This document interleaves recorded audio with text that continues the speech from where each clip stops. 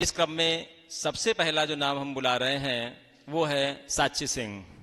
वो आए और आकर के अपने ओजस्वी भाषण के द्वारा, वक्तव्य के द्वारा इस कार्यक्रम की शुरुआत भी करें।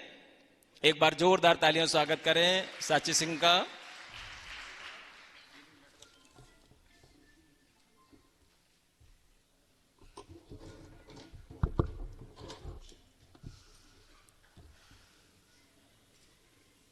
स्टार्ट करें? बोले ओके बोले।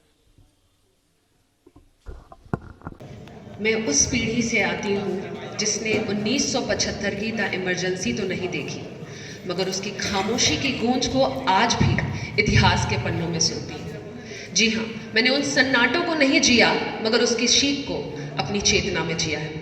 आपातकाल, भारत के स्वर्णिम इतिहास का वो काला अध्याय जिसने सत्ता और संविधान के बीच संतुलन डगमगा दिया।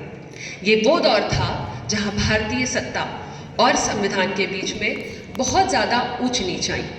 श्रीमती इंदिरा गांधी के नेतृत्व में आपातकाल लागू हुआ तो मौलिक अधिकार स्थगित हो गए। अखबार सुबह निकले मगर पन्नों पर सन्नाटा छपा था। प्रेस की सेंसरशिप छीन ली गई अथवा असहमति को विरोध की तरह देखा जाने लगा। मगर आज प्रश्न केवल ये नहीं है कि हुआ क्या था, प्रश्न ये है कि हमने उससे क्या सीखा, क्या सबक लिए। पहला सबक, लोकतंत्र कोई स्थायी सुविधा नहीं बल्कि सतत जिम्मेदारी है। नागरिकों, अगर हम सजग ना रहे तो हमारे अधिकार सीमित हो सकते हैं। अर्थात लोकतंत्र संसद में गूंजने के लिए नहीं बल्कि हर नागरिक के जीवांत विवेक में जीवित रहता है। दूसरा सबक, अभिव्यक्ति की स्वतंत्रता लोकतंत्र का ऑक्सीजन है। जब आवाजों को रोका जाता है तो सन्नाटा केवल सड़कों पर नहीं बल्कि हमारी सोच पर भी उतर जाता है। इसीलिए असहमति को कभी भी विरोध की तरह नहीं देखा जाना चाहिए। तीसरा सबक, संविधान सर्वोच्च है। Indira is India and India is Indira. Let me correct this. India is Bharat and Bharat belongs to its 140 crore population. कोई भी व्यक्ति चाहे कितना भी शक्तिशाली क्यों ना हो जाए, संविधान से ऊपर नहीं हो सकता। आपातकाल के बाद संवैधानिक संशोधनों ने यह सुनिश्चित करने का प्रयास किया कि सत्ता का केंद्रीकरण लोकतांत्रिक संतुलन को कभी बिगाड़ ना सके।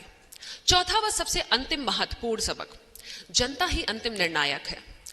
1977 में चुनाव होने के बाद आम नागरिकों ने यह सिद्ध कर दिया था अपने मतों से कि लोकतंत्र को दबाया जा सकता है मगर हराया नहीं। इसी के साथ हम आज की युवा पीढ़ी हैं। हमारी जिम्मेदारी और भी ज्यादा महत्वपूर्ण है क्योंकि हम डिजिटल युग के नागरिक हैं जहां सूचना से भी ज्यादा अधिक भ्रम तेज है। इसीलिए हमें भावनाओं से नहीं तथ्यों से निर्णय लेना होगा। हमें लोकतंत्र को विरासत नहीं बल्कि जिम्मेदारी समझना होगा। हम आज के युवा हैं। हमें इतिहास को पाठक के रूप में नहीं बल्कि आने वाले भविष्य के निर्माता के रूप में देखना होगा। अगर हम सजग रहेंगे, अगर हम सवाल पूछेंगे, अगर हम सच के साथ खड़े रहेंगे तो भविष्य में आपातकाल जैसी कोई भी स्थिति भारत की आत्मा को कभी कैद नहीं कर सकती। अर्थात लोकतंत्र केवल कागज में बने शब्दों से नहीं, आम नागरिक के, जनता के साहस से बनता है। धन्यवाद। हो गया।